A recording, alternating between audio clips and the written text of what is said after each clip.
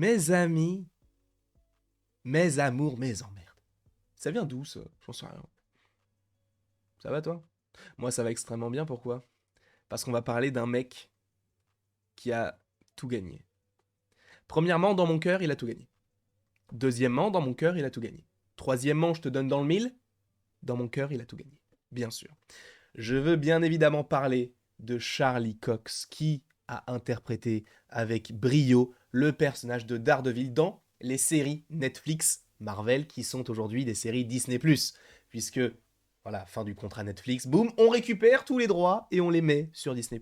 Ce n'est pas pour me déplaire. Et en plus de cela, il y a quelques mois maintenant, peut-être 2 ou 3 mois, j'ai revu plutôt les 3 saisons avec ma mère, donc de Daredevil, frérot, une masterclass. Et ça me pousse même à dire, et ça je l'ai déjà dit, que la série Daredevil, avec les 3 saisons qu'on a eues, est la meilleure série d'un personnage Marvel, tout confondu. Pour moi, ce n'est que subjectif. J'ai adoré la série, je comprends parfaitement que pour certains, ça ne plaise pas forcément, dans le sens où c'est un peu long, etc.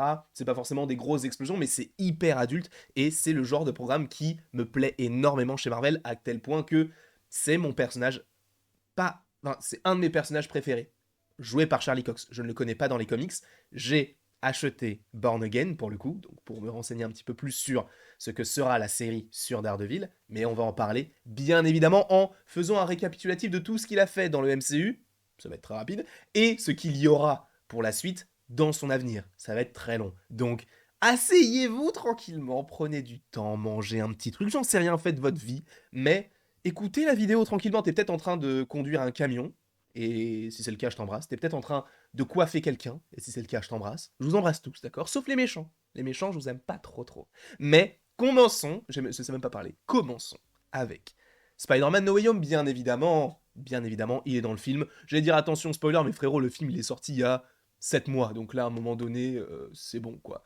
Nous avons donc Charlie Cox qui interprète le personnage de Daredevil, mais là, précisément, il n'est pas Daredevil, il n'est, entre guillemets, que Matt Murdock en disant I'm a really good lawyer. Oui, c'est vrai, t'es le meilleur des avocats. Donc, nous avons Matt Murdock qui revient, et le pire, c'est que nous, en France, donc le film est sorti le 15 décembre, le même jour que la sortie donc de l'épisode 5 de Hawkeye, où on découvre qui? Vincent D'Onofrio, qui revient dans le rôle du Caïd, qu'il avait déjà interprété dans les séries Netflix Marvel également. Mais, donc, No Way Home, on va pas y passer des ans. Voilà, c'est cool, c'est sympa, c'est frais, c'est tendance. On passe à la suite. Dans quoi pouvons-nous revoir le personnage de Daredevil? She-Hulk. Vous avez vu le trailer, ça ce n'est pas du tout une nouveauté. Il y avait déjà des rumeurs qui existaient. Daniel RPK avait notamment repartagé des choses sur son Patreon en disant normalement dans la série She-Hulk, premièrement on a Daredevil, deuxièmement il a un autre costume et c'est un costume qui pourrait être jaune. Ce costume est pas vraiment jaune mais il est un peu doré. On n'a pas vu le casque, peut-être que le casque est aussi un peu pourpre ou voire doré. Son costume va être incroyable, d'accord? Dès que sa pop la sort, je l'achète. Je vais acheter toutes les pop. Ça, c'est un principe de vie. Toutes les pop MCU de Daredevil, je les achète. Charlie Cox, il représente tellement un personnage enfin un acteur qui est très investi et son personnage est archi bien écrit. Alors à voir comment ce sera dans le MCU, bien évidemment, mais je l'adore. Donc Charlie Cox, frérot, t'auras une vitrine plus tard dans ma maison, dans mon appartement. Il y aura que toi en pop du coup. Mais on a donc ce costume noir et or, pourpre et or, qui pourrait faire écho justement, oh petit jeu de mots bien sûr, avec ce qui suivra, mais qui pourrait faire donc écho avec le comics Daredevil jaune qui était notamment présent pour le printemps des comics, si je ne dis pas de bêtises. Je l'ai commencé. Il me semble qu'il porte la couleur jaune parce que c'était la couleur que portait son père quand il faisait ses combats de boxe, etc. Donc c'est un hommage à son père. Donc est-ce qu'on est sur un soft reboot? Est-ce qu'on est sur un total reboot? Je n'en sais rien du tout. Mais comme je te l'ai dit, on parle également de la série Echo. Dans les comics, Daredevil et Echo, ils ont eu une petite relation amoureuse. Alors pour la communication, c'est ça que je comprends toujours pas. À un moment donné, on m'a dit c'est comme ça. C'est vrai que je me suis dit ah bah oui, c'est logique. Sauf que Daredevil, il est aveugle. Jusque-là, tout va bien. Enfin, tout va bien. Il est aveugle. Et Echo, elle est sourde et muette. Comment est-ce qu'ils font pour communiquer? Parce que si Daredevil veut communiquer, peut-être qu'il parle avec la langue des signes en vrai. Ouais, mais comment est-ce qu'il aura appris vu qu'il est aveugle? Bah, il est pas vraiment aveugle. Bref, c'est très compliqué la communication entre les deux personnages, mais normalement, dans la série Echo, on devrait avoir le personnage de Daredevil. En plus de ça, on devrait également avoir le retour logique de Vincent D'Onofrio dans le rôle du Caïd, qui lui voudrait être à la tête, je crois, de New York. Enfin, en tout cas, il voudrait être maire de New York. Et si je ne dis pas de bêtises, dans la série, Daredevil va essayer de retrouver un personnage bien connu des fans des séries Netflix Marvel, Jessica Jones, qui serait donc jouée par Kristen Ritter. Mais en plus de ça, il y avait des rumeurs comme quoi Kristen Ritter serait également dans la série She-Hulk. Donc à voir comment, enfin, dans quel programme on devrait la voir, mais apparemment dans le MCU, on va la voir et ça pourrait être assez intéressant. Donc on passe de She-Hulk à Echo pour arriver à Born Again, la série solo sur Daredevil, qui est censée arriver, si je ne dis pas de bêtises, en 2024. J'adore.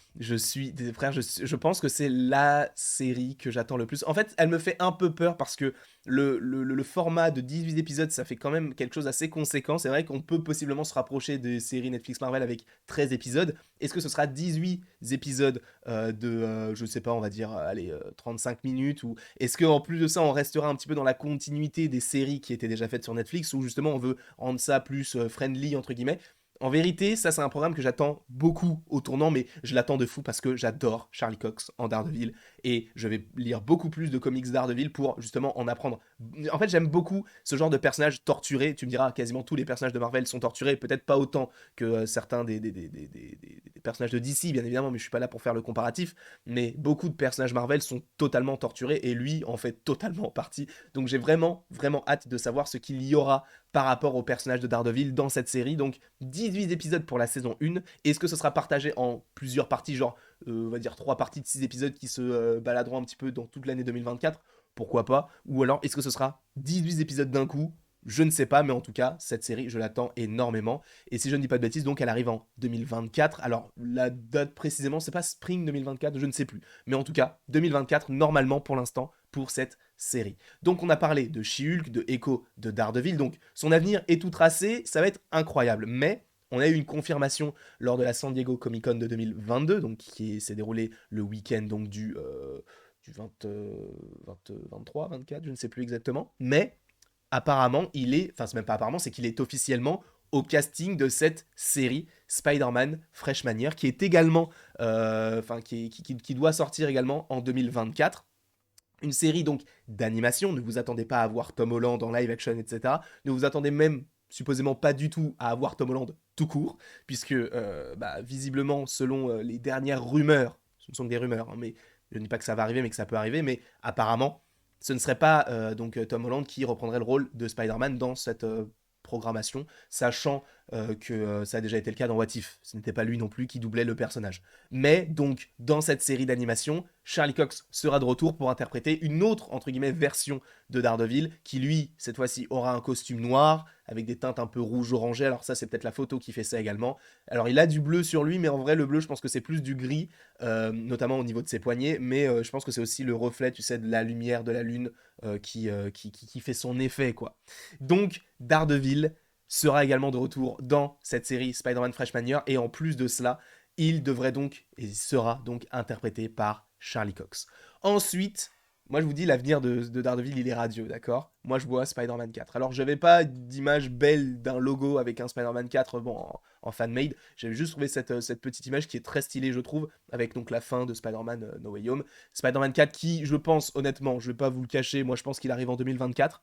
À voir, évidemment, peut-être qu'il arrivera en 2025, mais je pense qu'il arrivera en 2024 parce que certains vont dire oui, mais il n'a pas été annoncé lors de la San Diego Comic Con. C'est vrai, mais en fait, le fait que Spider-Man est un personnage qui appartient à Sony, on peut se dire que c'est Sony qui va annoncer ce film-là et qui annoncera une date avec Marvel Studios pour se caler. Mais je pense que Spider-Man, lui, il arrive en 2024-2025. Parce que 2023, c'est évidemment mort. Mais en vrai, j'ai un petit espoir pour 2024. Donc on verra, mais je pense que ce sera plus 2025. Mais pourquoi est-ce que je te parle de Spider-Man? Parce que vu que dans Spider-Man Freshman Year, il y aura déjà une connexion, et qu'il y a déjà eu aussi dans No Way Home le fait que les deux personnages se connaissent, j'aimerais bien que là, on ait une alliance minime, possiblement, entre Spider-Man et Daredevil, sachant que Kevin Feige a déclaré lors de la San Diego Comic Con, lorsqu'il a été interviewé, que Spider-Man, Daredevil, ça faisait partie des super-héros qui maintenant se cantonnaient à une ville. Donc, est-ce qu'on ne pourrait pas vu que Spider-Man va rester à New York, est-ce qu'on ne pourrait pas là avoir quelque chose de plus, je sais pas, un truc un peu coop? Pourquoi pas? Ça serait très stylé, en tout cas j'aimerais beaucoup que ce soit le cas. Et bien évidemment, comment ne pas parler de Daredevil et de l'avenir de Daredevil sans parler de l'énième et de l'ultime rassemblement de personnages, Avengers Kang Dynasty et Avengers Secret Wars. Tous ces petits programmes, je pense, il y aura Charlie Cox dans ce genre de petits programmes, sachant que je pense qu'il peut y avoir possiblement une saison 2 à Daredevil, enfin bref, il y aura beaucoup, beaucoup, beaucoup de programmes en lien avec Daredevil, donc son avenir est tout tracé, son avenir est radieux, positif, mignon, sympa, toche, je vous aime. Voilà. Je vous aime fortement. Vous le savez, peut-être que vous le savez, mais je vous aime énormément. Je vais m'arrêter là. Moi, il faut que j'aille vaquer à des occupations, c'est-à-dire tourner d'autres vidéos, puisque cette semaine, je ne suis pas du tout là. C'est peut-être pour ça aussi que pendant pas mal de vidéos, vous verrez ce t-shirt, parce que en fait, j'ai d'autres habits, mais j'ai la flemme, c'est de changer à chaque fois. Là, je ne change pas, je resterai en blanc tout le temps. Donc, je vous aime, je vous apprécie fortement, et n'hésitez pas à aimer, à partager, à commenter et à vous abonner. Cela me ferait évidemment extrêmement plaisir. Et après tout cela, il ne me reste plus qu'à vous dire à la prochaine pour la prochaine.